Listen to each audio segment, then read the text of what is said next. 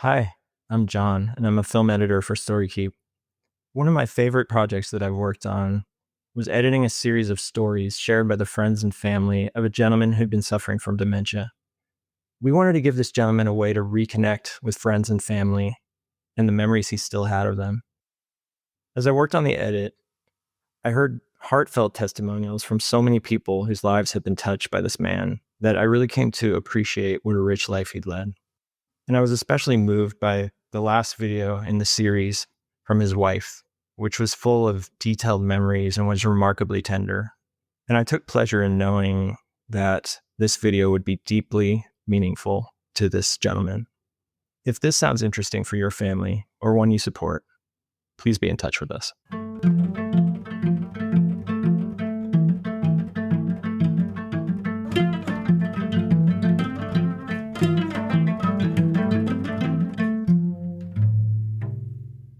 Welcome to Who We Remember. I'm Jamie Younger, the founder of StoryKeep and your host for this podcast.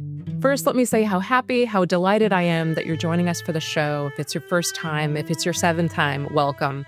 This is a place where we have uncommon conversations about things that matter deeply, the people we love, and the purpose that we are giving to our own lives and legacies.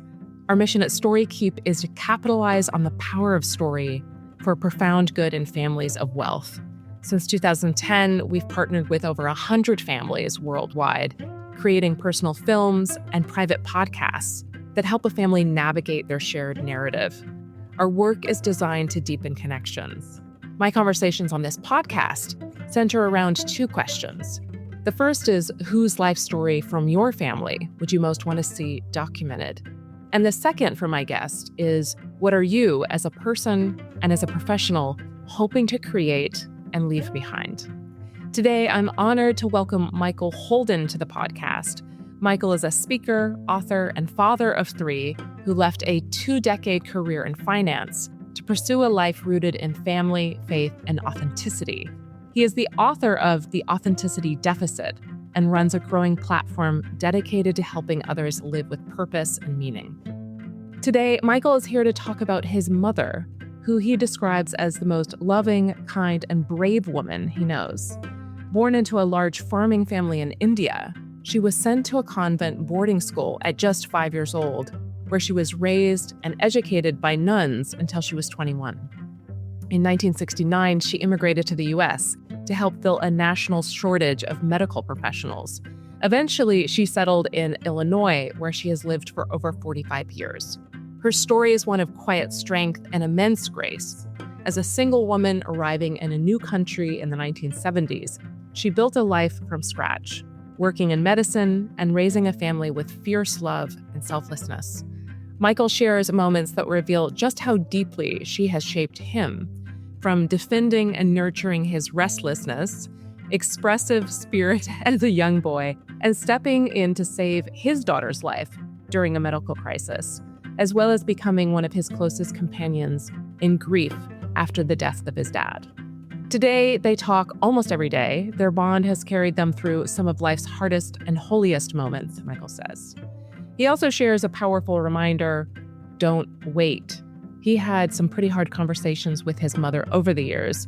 He's asked her deep questions, and when he moved back to Chicago, he threw her a celebration, not because she was gone, but because she was still here. He calls it one of the greatest luxuries of living in authenticity, the chance to honor your loved ones while they are still here with you. As a kid, Michael talked too much, moved too fast, and felt everything very deeply. Teachers may have seen him as a problem, but his mom saw his potential. Her belief in him helped rewrite his own story. And today he just calls her, every morning to thank her for that. So settle in, you're about to hear a remarkable story and one very enthusiastic man. This is Who We Remember. Let's dive in.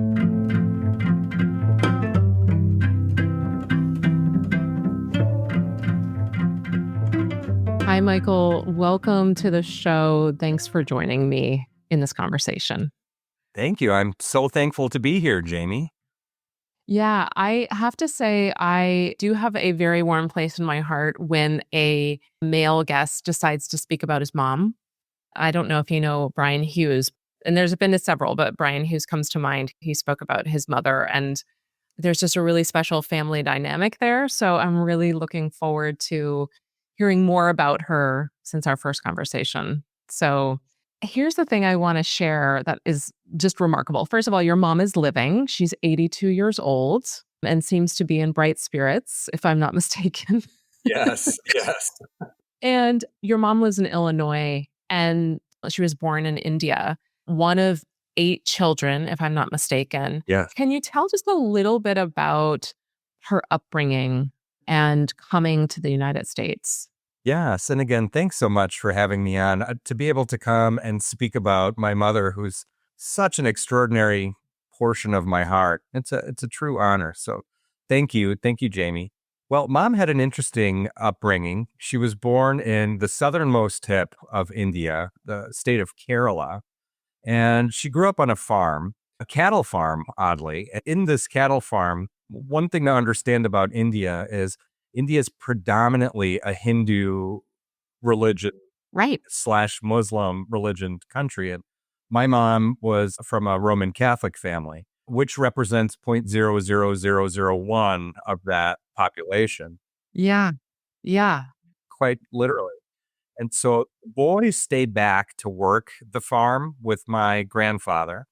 And the girls, outside of my mom's baby brother, went to boarding school, which in this case, the boarding schools were convents. So my mother, her education experience started at the age of 5, where she explained to me that she'd be gone for 9, 10, and 11 months per year and would come home only on the vacation portions. And there would only be very nominal or minimal opportunities for the parents to come and visit the children. And I got a kick out of mom's comment. She said it was 100 miles away from the house. And back then, negotiating 100 miles was a whole lot different than what 100 miles today would be. So to have a surprise visit from mom or dad was almost impossible. And she was in that convent in a boarding school situation until she was 21. And then I don't know how old she was in 1969, but that is the year when she immigrated, correct? That is correct. And after boarding school, she received I did just learn mom was valedictorian of her class, which is not surprising, but makes me very proud. And prior to getting the letter from Northwestern Hospital here in Chicago, which we'll talk about more, mom did receive funding from the Indian government where she not only taught nurses, but she was a midwife who taught midwives to be midwives. And they were funded by the government to go to the most socioeconomically degraded portions of India and help women. Now, I've been to India and it's been years, and I'm born and raised America. So it's different for me to go to India than someone who was born there. The level of poverty in population dense areas is so far beyond the scope of most of our understanding. It simply stated, it's horrific. Yeah. And I learned that mom's job was to go to the worst of the worst, the hardest of the hardest, and teach women how to, poorly stated, catch babies or be midwives to people who had zero medical attention whatsoever.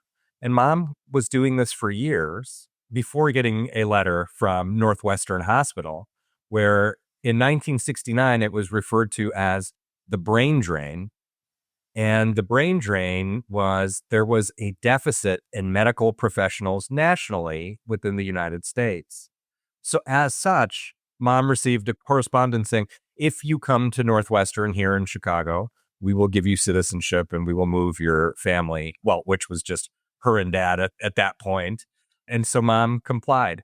Now, maybe for a podcast of another time, my father was English. He was from Sussex, England, and came from every forefather we had was British military. And he was serving in India and happened to meet my mother. Dad was not happy about the notion of going to America at all. But he adored his wife and followed suit. I think actually it was almost 2 years that Dad didn't just come with mom. Mom came by herself as a female in the late 1960s. Even saying it out loud, there's just so much bravery in that.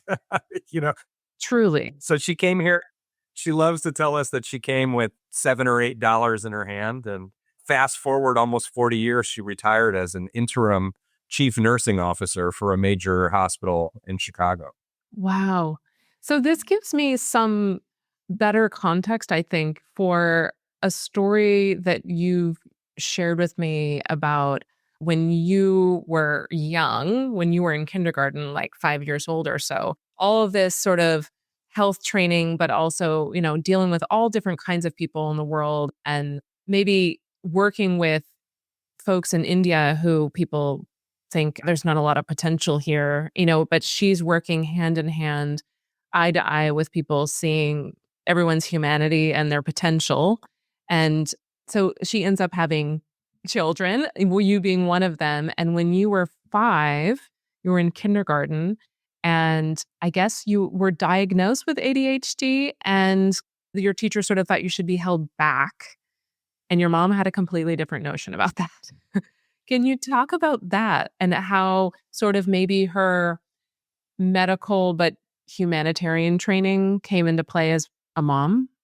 Yes, yes. That's my first hero story for my mother that I can remember, where I would say my mom is my hero.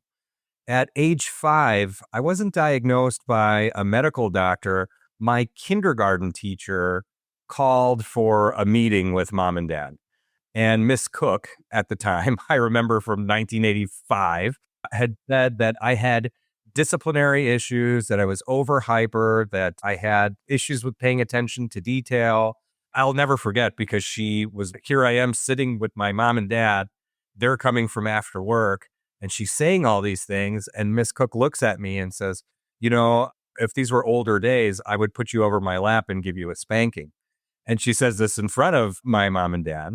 It was early 80s, so Yeah. different colloquial jargon at the time. But my mom very gently said, with all due respect, you are not a medical professional. And for you to even state, she said, I think it was maybe she suggested that I take Valium. And my mother very gently said, for you to even insinuate by being a kindergarten teacher that you have any autonomy to prescribe or consider to prescribe medications to my 5-year-old it's outlandish and it's ridiculous. And Miss Cook was so taken aback because I don't know what she was expecting from that meeting. But my mother ended up really doubling down on her nun training and homeschooling me just in that summer before first grade. So she somewhat scolded the teacher and looked to me and really believed in me. And with her mother's love, defended me from a really inappropriate allegation is the right word. I think at that time, there was a big ADHD craze where it was like, oh, what do these kids have it? And ADHD wasn't my situation. Yeah. And mom homeschooled me and would give nun antics where, say, I had to read, I think was it called Brahms Tales? I had to read Brahms Tales at age 6. And she would say, okay, you have these 25 vocabulary words. I expect you to get through these 3 chapters. When I get home from work, you will not only know how to spell all 25 words, you will write a sentence for each of the 25 words. And then you're going to tell me a story about your day incorporating the 25 words. And I was 6. These are kind of high standards, Michael. Whoa. By the time I was 7 and I went to first grade, I was pulled out of regular class and put into the gifted classes. And for the rest of my stay till high school, I was never in regular standard rooms. I was in a group of 10 or 15 where most of us graduated high school by either mid sophomore year or junior year. And so I graduated high school a year and a half early. When I really think about what that did for me was, instead of being put into a context of being in deficit, my mother's love and trust allowed for me to be put into a context of abundance. And that cascades for the rest of your life, regardless of all the pop-up surprises that life presents. But that love, faith, and devotion for me started at age 5 that I can remember. Mom's just a priceless, unforgettable, amazing human being. Mm. I feel like so many mothers, parents, etc., especially young parents, when they get feedback from, these authorities, so to speak, that you can feel insecure. And yet she had the complete opposite sort of, and I can imagine from her experience, like, as you say, catching babies and helping teach other people, she had a whole other level of confidence. I think what's so beautiful as well, there's 2 other stories that I'd really love to have you share, and I feel like this is from your childhood, and then, we're obviously skipping a little bit here, but you had children Yeah. later with your wonderful wife, and then she's a grandmother at this point in the story, and your daughter had a moment of crisis. I'm wondering if you can tell that story about your mom's fortitude. Yes, there's so many thoughts that flurry to my heart as you pose this question. I remember making a post on Facebook when we have 3 children. And when Rebecca was expecting Elizabeth, our firstborn, I had so many questions. I was nervous about everything. Like, what do we do about this? What do we do about this? And only then in my early 30s did I learn my mom was a midwife. And now mom's instructing us on, okay, just be calm. This is the process. And ultimately, I'm just like nodding my head with just awe, saying, my goodness, this mother of mine, I'm a grown man who's married, yet she continues to take me to school. By the way, I feel that way now. Yeah. And, you shared in the introduction that I do speak to my mom every day. And I still am. It's just such a beautiful relationship. Now, my daughter's situation, she's my middle daughter, Catherine. At age 3, I called my mom. Well, we were on a road trip, the family, and we were in Duluth, Minnesota. Way up north. About to hit Canada right there. Yes. We were way up north. Yes. And my wife is a nurse practitioner and also pediatric certified, amongst other things. But I looked at my wife, Rebecca, and I said, something's not quite right with our 3-year-old. I'm not sure, but she just seems funny to me. And Rebecca said, no, no, no, she's fine. Mm-hmm. And I'm like, it was a very hot day. And I said, all right, we're going home. Everyone get in the car. Something's wrong. I feel like Catherine's having seizures. Mm-hmm. And Rebecca assures me, no, no, no, these are not seizures. I said, we're just going home. I don't like this. We get home. I go straight to the emergency room against my wife's counsel. And I said, this child's having seizures. Something's terribly wrong. And they somewhat laughed at me like, who are you? Are you a doctor? Where did you learn this? And they did the tests. No, she's not having seizures. Okay. Well, I then call my mother, who's in Illinois. I'm in Minnesota. And I said, Mom, I trust my gut. Something is wrong. So she said, okay, go to a pediatrician and let's see what the pediatrician says. Next day, I'm at the pediatrician. Pediatrician says, oh, we think she might have pandas, which was a non-recognized diagnosis in almost any hospital. It's almost like it's an aftermath of strep throat. I called Mom. I don't know. This doctor gave me some non-submissible diagnosis. I don't get it. She goes, okay, Mike, well, let me call. Let's get you a neurologist. Okay. Now Mom flies in from Minnesota to meet me with the neurologist because she knows I am panicked. The neurologist does the testing, the EKG, EEG thing. And neurologist sits with my mother and says, no, there's nothing wrong with this child. I understand your husband's really upset about it, but there's nothing showing on the diagnostics. Fast forward a week later, my 3-year-old collapses at a field trip in Minnesota and ends up in a hospital for months where we find she was having 10 seizures an hour. Today, and that did result in some pretty, as you can imagine, some pretty scary situations of not knowing if Catherine was going to wake up. That was one of the most challenging portions of my life. And thankfully, we were in the Mayo Clinic, which their specialty is cancer, but they're okay at pediatric epilepsy. What ended up emerging in Catherine's journey, we're 7 years into Catherine's epilepsy journey now, is that we put her on a Mayo Clinic issued ketogenic diet. So it's not like a men's health magazine or whatever these fad keto diets are. Yeah. This was, to the utmost degree that I can think of, medicinally issued. So there was teams of people issuing Catherine's diet, which meant 4 meals a day measured to the 10th of a gram.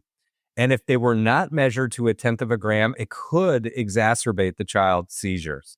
So no pressure. Sure at all. Oh my gosh. Wow. Okay. I had a job at the time. I was a senior executive for a Fortune 500 company. I was attending an Ivy League executive MBA on top of that. And I had a child who we didn't know if she was going to live or die.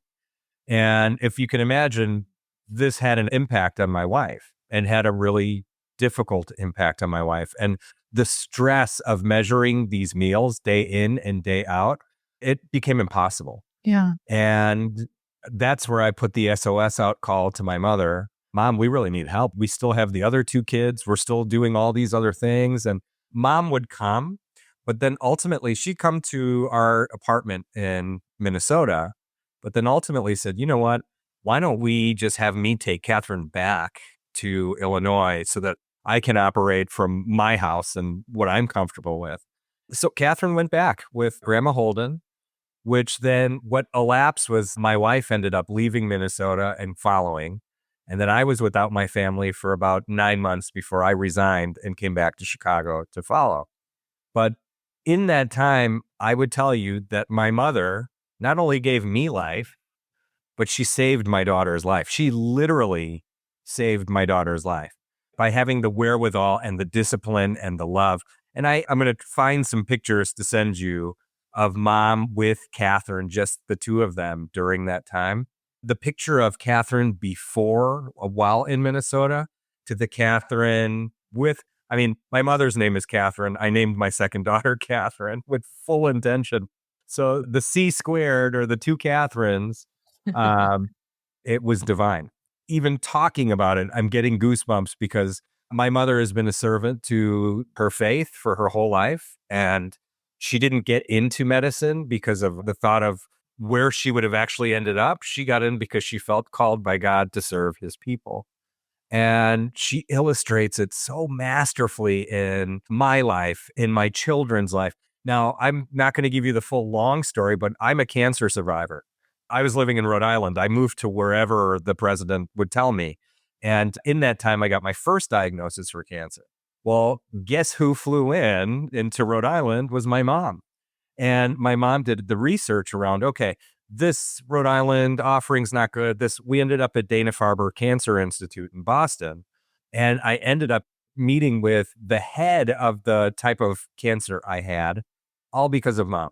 And mom, she's just illustrated this advocate, cornerstone, faith-based presence of service and love, not to just me, not to just my family, but so many people.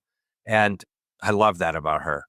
I have to say that this is such a beautiful example, the life story of your mom. And I know we're just touching on a few of these pieces of her story and her journey. But even what you've just shared, it's such a reminder to me. And I really just want to put this out there that families who do end up documenting one person's life story or documenting the family history in some capacity, so often we look to the founder of the business or, the quote unquote head of the family. And there are other incredibly important family members Yeah. who are, as you say, these foundational structures. They create a foundational structure underneath everything else that whatever else is going on can flourish, right? You're heading up a Fortune 500 company, not able to do that at all, right? Without the support, love, and, guidance of your mom, as well as your wife and others. So I feel like it is just a reminder again of how important the many stories there are Yeah. in a family, not just the quote unquote successful one or the leader, but the spiritual leader or the person who's really holding down the family roost, so to speak. So anyway, I just want to point that out because I feel like this is such a beautiful example of that. Well, I agree. I think even with Catherine's epilepsy journey, my cancer journey, we've had so many things to grow from. It takes a village. And to your point, sometimes we just look for the head figure of that village, but without the village, it's just impossible. There's no one person who has succeeded without the many helping them do it. So true. I want to get to sort of how your mom and her impact and her story has infused you as a person, as a professional, and also a big, leap of faith that you've sort of recently made, I think, in part due to your mom's influence. We have to talk about the fact that when you and I spoke in preparation of this conversation, you, being your incredibly enthusiastic self, decided to go interview your mom. Can you just talk a little bit about what you decided to talk to her about and the result of that, the ripple effect in your family? Sure. There's just so many things that come to mind because, well, I've shared some of our stories in part of that, even before this 1 hour and 10-minute interview I just had with my mother in preparation for today's call. I had to get emergency spinal surgery when I was in Minnesota during Catherine's thing. And Catherine was in Chicago with my wife, and I was by myself. So again, mom flies. Remember, mom's 82, and so mom flies to Minnesota and takes care of me while I had my spinal surgery. And in that time, I mean, I couldn't move. I was bedridden and I was just in this little tiny apartment. And she was just sitting next to me and she'd put like a washcloth on my head and she'd make sure I was taking the medications. And she'd say, okay, you have to try to get up. And it emerged in time to where I could take a walker and go around the block. And in that time, I said, Mom, I want to ask you every question that's on my heart in case we're not with each other. And at the time, I was like, I've already had cancer and I had the spine surgery. It might be me who's not with you. And, she's looking in total horror, going, oh my gosh, like, no, that won't be the case. But we had such a lovely conversation of the things that she's proud of. She said she's so proud of her two sons and she's so proud of mom was a huge advocate of, we moved to America. What was her word? Let's assimilate to Western culture as opposed to like keeping the Indian culture. An example would be her brothers and sisters. She brought 7 of them here. Some of the aunts continue to wear saris. And my mom was like, well, no, we need to assimilate. This isn't India. And remember, mom was a professional too. So she was really happy that she was able to keep the love instilled with her that she learned in India, but come and integrate into a Western world and create a family based off that. I thought that was so touching that she also said, Mom's a hardcore girl power, but she would never tell you that ever. She would rather show it to you. And so she said she was really pleased that in her life, coming to America as a woman of color, a woman of color and a Catholic, like she had all the things going against her at that time, and she really was able to lead with love and inspire other people where that didn't matter, which paved the way. This is 1969, 1975, that it paved the way for meritocracy. And I think my mom is maybe a founding mother of meritocracy and going against the odds and working hard and incorporating integrity. And she mentioned that she was proud of that. Interestingly enough, in that dialogue, I said, Mom's hair was always very short. And I said, I have to ask you, did you cut your hair because 70s and 80s? Did you cut it short because you worked in a world of men? And you should have seen her face. She said, I never thought about that. But now that you're saying it, yes, right? And today, after 30 years of mom having short hair, today mom has grown her hair out long. She's grown her hair out. Oh, it's so Yeah. interesting. Yes, because Wow. the thought was, I need to, it's almost like by osmosis, you're trying to look more and more like the people around you. And even if you looked at mom's professional attire, it was masculine, right? It was the suit jacket and the shirt and it was still, of course, a female getup, but the attire of women in the 80s is substantially different than the professional attire for women today. So she pointed that she was proud of that. The one thing she said that she thought she could have done differently is that She thought she should have been a doctor, but her parents didn't really give her that type of guidance. It was more like, oh, go be a nurse. Of course. I think that even had more to do at the time of females not necessarily being revered so well as doctors.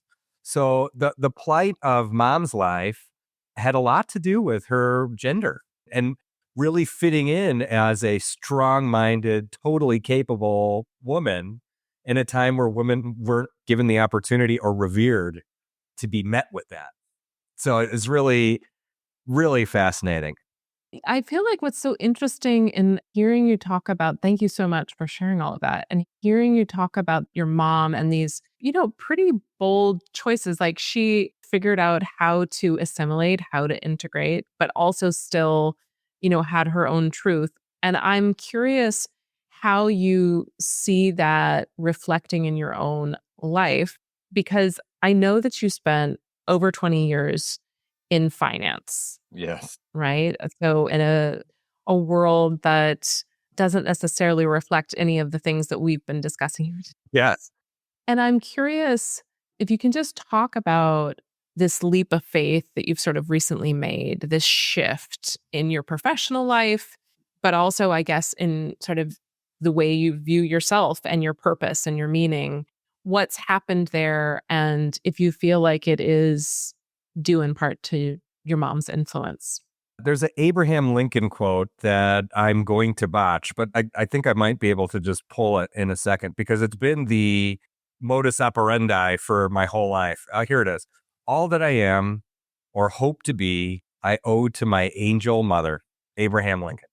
That just resonates with me because so much of the blessings and the challenges of my life came from the love and grace of my mother. I'm going to answer your question in two parts. One is I've learned so much about authenticity that I wrote a book about it, but this authenticity is often overused of a term. What is authenticity? It's the alignment with your true self. And that's it. Before I jump into that, I'll say what I did when I graduated from the executive MBA program. I sent an invitation to everyone perpetrating that I was going to have a graduation party for myself. And we ended up having like 150 people show up to the place of our wedding reception. And surprise, it was a party for my mother. It was a celebration of life party for my mother. We had speakers. I bought a trophy that says celebration of life. And it really opened to me, having lost dad in my 20s, it just opened this pathway where why do we wait for the person to die to have the celebration of life? Why do we wait till it's too late before we honor them with this precious, precious moment of now that we have? And I'll say so many people came to me because I iterated this in the speech saying, I'm not waiting. I want the world to know I love you and we're celebrating your life and we all honor you and look at your generations. And initially, mom was not happy. Mom doesn't like the focus being put on her. It took her a little bit to warm up to the fact that she was being honored. And then in time, she had that true smile. There's so much life lessons to be learned in this whole notion of honor and love the people that you have while you have them, which then catapults me into, yes, I didn't exactly abruptly resign. If you talk to my former boss, they would say I abruptly resigned. We won't talk to them today. You could tell the story. This notion of true alignment. I knew I wasn't being fulfilled. And I knew that I'm not a lazy person. There wasn't a situation where, hey, I want to go and just sit at a beach for a year. I knew there was more for me. And for as long as I was working in the death trap of corporate America, this authentic alignment with the zest of my soul would be repressed and put into a box and categorized in a warehouse with closed doors. It was really impacting me. It was impacting my soul and it was making me sick. And I finally told my wife, I'm not doing this anymore. And then comes the birth of the authenticity deficit. It initially started as what financial advisors need to do to be relevant. And now as I've been doing podcasts and I was guest speakers in all these places, and what's emerged now is authenticity is relevant to all of us. And if we sincerely, with this relentless pursuit, look to be truthful to what is core to us and what is core to us being fulfilled, the world by osmosis becomes a better place, but mainly you get your fulfillment. So I did interview my mother in the spirit that we were doing this podcast, but I also did it in the spirit of this love for alignment with myself. My mom has had so much to do with who I am yesterday, today, and tomorrow that I was honestly interested. Like, hey, let's do this. And mom's been in and out. She's on her third stroke. She's been in and out of sickness, and watching her posture and or listening to her posture. I did it over the phone. I could tell she was sitting up and I could hear a difference in her tonality. And she was just so excited to talk about her story.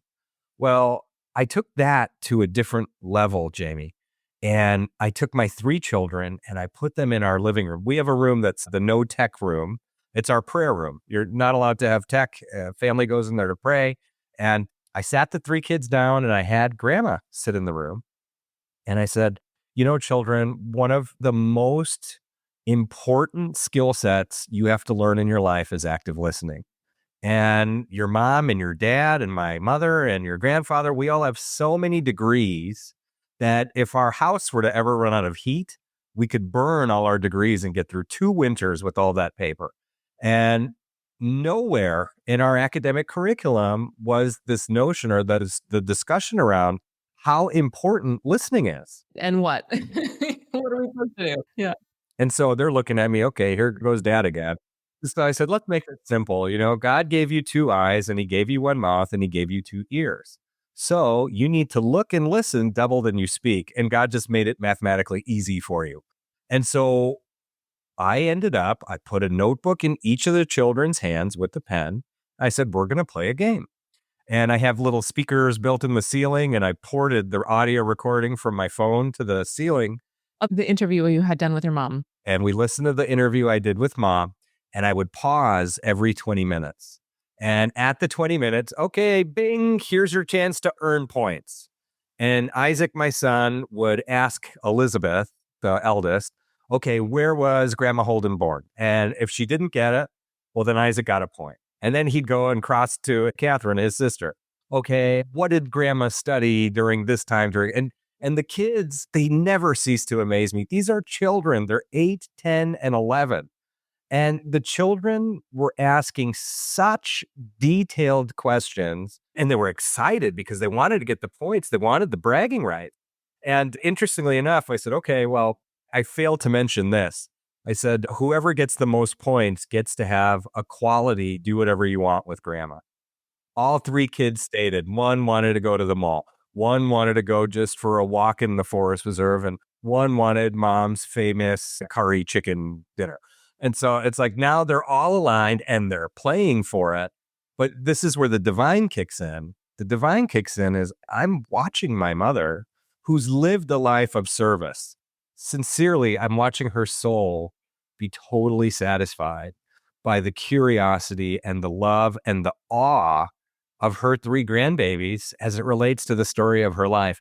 I think that moment that happened only a couple weeks ago, I think that even surpassed having 150 people in a room honoring her because this was so intimate. It was so personal and it was divine. That's where my life is going to now is I think there's so many embedded mechanisms in our world, in our societies that make us lose sight. We're so obstructed by the noise that we lose sight of the most important. Our authenticity, our love, how we honor the people who are closest to us. And then, quite frankly, that then transcends to how we serve the world and make people better. That's the legacy I'm looking to inspire. As a matter of fact, I'm working on, because I'm in finance, forgive me, there's a $86-87 trillion wealth transfer in the world right now. Yes. And interestingly enough, 88% of the heirs will not choose their parents' financial advisor. That tells you a lot about inauthenticity. Doesn't it? That has a lot to do with the book I wrote. But even more recently, I wrote a non-compliance obscured. You see, in corporate, you're not allowed to have your own thoughts and your own ideas and your own, right? And so you just fall into whatever they hide behind this word that says compliance. Compliance is important, but it's also something they weaponize. And so I wrote a non-compliance weaponized financial plan that teaches families how to manage their finance as an enterprise, as a village. And I sat with the 8, the 10, and the 11-year-old and my grandparents, and we had we call it the Holden board meeting now. And the notion is to inspire people to live their fullest life to max flourishing and trying to share their talents and abilities with as many people as they can. And I think that's the zest and the secret of life. Honestly, Jamie, it's what you're encapsulating here with what you're doing with these recordings. These are the things that you will think about on your deathbed. Nothing else. You won't think about, did I hit my annual bonus, or am I going to get a meets expectations? And none of that. You will think of none of that. What you will think about is the conversations that we had here today as it relates to your own story. So why not, at least right now, the world is walking around putting 99% of their time into the things that they will not think about before they die. And they're putting 1% into the things that they'll think about. Why not at least just take the 1% and make it a little higher?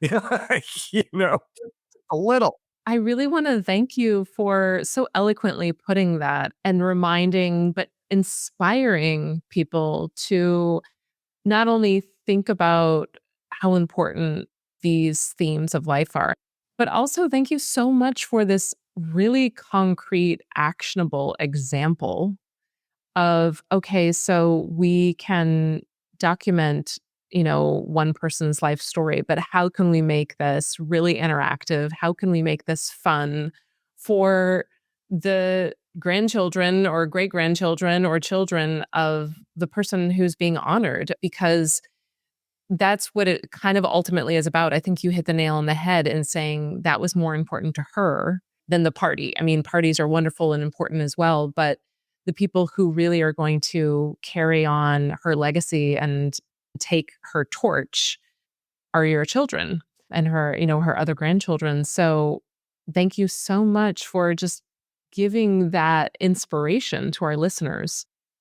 In closing, I have one last question for you, which is, I know you have asked your mother lots of questions, but I'm wondering if there's one last question, could be silly, could be profound, one last thing that you would still like to ask her.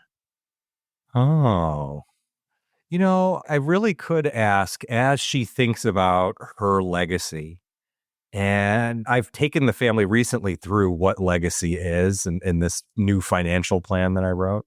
But I'd really like to know, if Mom were to list out the top 5 things of her legacy in the story of her life, that it would mean so much to her that it was installed and carried forward in the children. What would that be? What would that be? Although I have a very good idea, I think that'd be a wonderful question. She ended her 1 hour and 10-minute interview. I said, what advice do you have for the kids? And she said, just always love God and know that love is really just, it's the cornerstone of the world. But I think a more definitive, well, what would you like these children to carry with? I'll ask her that today, Jamie. Thank you for even posing that. Yeah.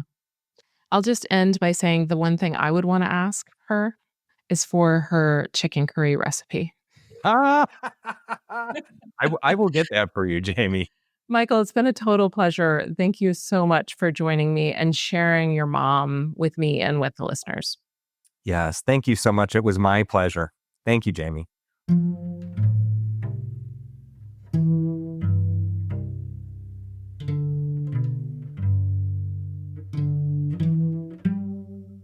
Thank you so much for listening to this episode of Who We Remember. If you enjoyed this, I invite you to subscribe. When you subscribe, a new episode will pop up automatically in your favorite listening platform every 2 weeks. You can see some great photos related to today's story, as well as find out more about our guests and their work. Just go to storykeep.com/podcast. Who We Remember is a production of StoryKeep. StoryKeep works with exceptional individuals and families to document their life stories and histories through films and private podcasts. You can learn more about our services at storykeep.com.